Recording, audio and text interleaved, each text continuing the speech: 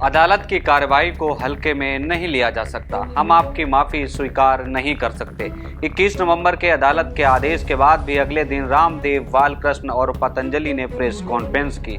सिर्फ माफी पर्याप्त नहीं है। सुप्रीम कोर्ट में सुनवाई चल रही थी और पतंजलि विज्ञापन छापे जा रहा था। आप 2 महीने के बाद अदालत के समक्ष पेश हुए हैं।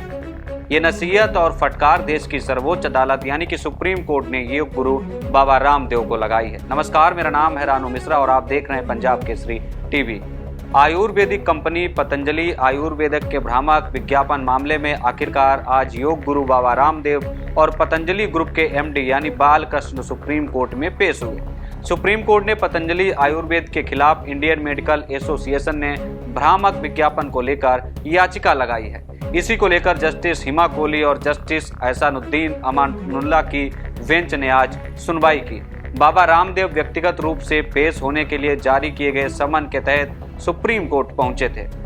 कोर्ट में जैसे ही सुनवाई शुरू हुई, जस्टिस हिमा कोहली और जस्टिस एहसानुद्दीन अमानुल्लाह की बेंच ने बाबा रामदेव की वकील से पूछा, आपने पिछले नोटिस का जवाब ही नहीं दिया। हम दस्तावेज देख रहे हैं जिसमें कहा गया है कि जवाब न देने पर कंपनी और मैनेजमेंट के खिलाफ कंटेम्प्ट का केस क्यों न चलाया जाए।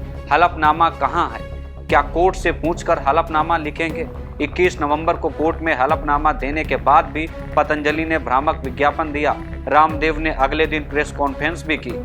बेंच ने बाबा रामदेव को फटकार लगाई तो पतंजलि की ओर से एडवोकेट बलबीर सिंह और एडवोकेट सांगी ने दलीलें दी और कहा, रामदेव कोर्ट में हैं, हम भीड़ की वजह से उन्हें कोर्ट में नहीं ला सके। इस पर जस्टिस अमानुल्लाह ने कहा, ठीक है, कोई बात नहीं, उन्हें बुलाइए, हम पूछ लेंगे। फिर क्या था, बाबा रामदेव सावधान की मुद्रा में कोर्ट में खड़े नजर आए। जज सवालों के जरिए फटकार लगा रहे थे और पूछ रहे थे, आपने एक्ट का उल्लंघन कैसे किया? आपने कोर्ट का अंडरटेकिंग देने के बाद भी उल्लंघन किया। आप परिणाम के लिए तैयार हो जाएं। क्या आपने एक्ट में बदलाव को लेकर मिनिस्ट्री से संपर्क किया?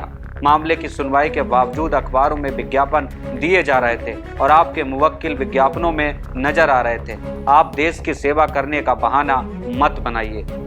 रामदेव के वकील ने कोर्ट को आश्वस्त किया और कहा कि भविष्य में ऐसा नहीं होगा। पहले जो गलती हो गई है उसके लिए माफी मांगते हैं। रामदेव ने भी अदालत से माफी मांग ली और कहा कि अपने आचरण के लिए शर्मिंदा हूं। तो वहीं सुप्रीम कोर्ट ने केंद्र और उत्तराखंड सरकार पर भी सवाल खड़े किए और पूछा, ऐसा लगता है कि आपके पतंजलि के कार्यकलापों में केंद्र और राज्य सरकार दोनों शामिल हैं। केंद्र सरकार को बताना होगा कि बाबा रामदेव की कंपनी पतंजलि कोर्ट के आदेश के बावजूद भ्रामक और गलत दावे करती रही और सरकार ने आंखें बंद कर ली थी। आयुष मंत्रालय को जवाब देना होगा।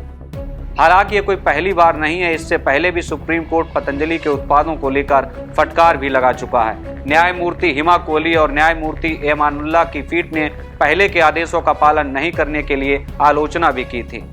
ये तो रही कहानी कोर्ट की। अब आप ये भी जान लीजिए पतंजलि पर आरोप क्या है। दरअसल सुप्रीम कोर्ट में इंडियन मेडिकल एसोसिएशन यानी IMA की ओर से 17 अगस्त 2022 को एक याचिका दायर की गई थी। IMA का आरोप था पतंजलि ने कोविड वैक्सीनेशन और एलोपैथी के खिलाफ निगेटिव प्रचार किया। वहीं खुद की आयुर्वेदिक दवाओं से कुछ बीमारियों के इलाज का झूठा दावा किया। पतंजलि के दावों की पुष्टि नहीं हुई है और ये drugs and magic remedies act 1954 और कंज्यूमर प्रोटेक्शन एक्ट 2019 जैसे कानूनों का सीधा उल्लंघन है। वहीं जब अदालत की कार्रवाई खत्म होने के बाद बाबा रामदेव बाहर निकल रहे थे तो मीडिया कर्मियों ने उनसे सवाल किया, लेकिन बाबा रामदेव बिना जवाब दिए चलता बने। बहरहाल इस मामले पर अगले सप्ताह फिर सुनवाई होगी और देखना होगा कि अगले सप्ताह सुप्रीम कोर्ट क्या फैसला सुनाता है। फिलहाल के लिए इतना ही। आप हमें दीजिए इजाजत और आप देखते रहिए पंजाब केसरी टीवी। नमस्कार। हमसे जुड़े रहने के लिए हमारे YouTube चैनल को सब्सक्राइब करें और नई वीडियो की नोटिफिकेशन के लिए बेल आइकॉन को दबाएं।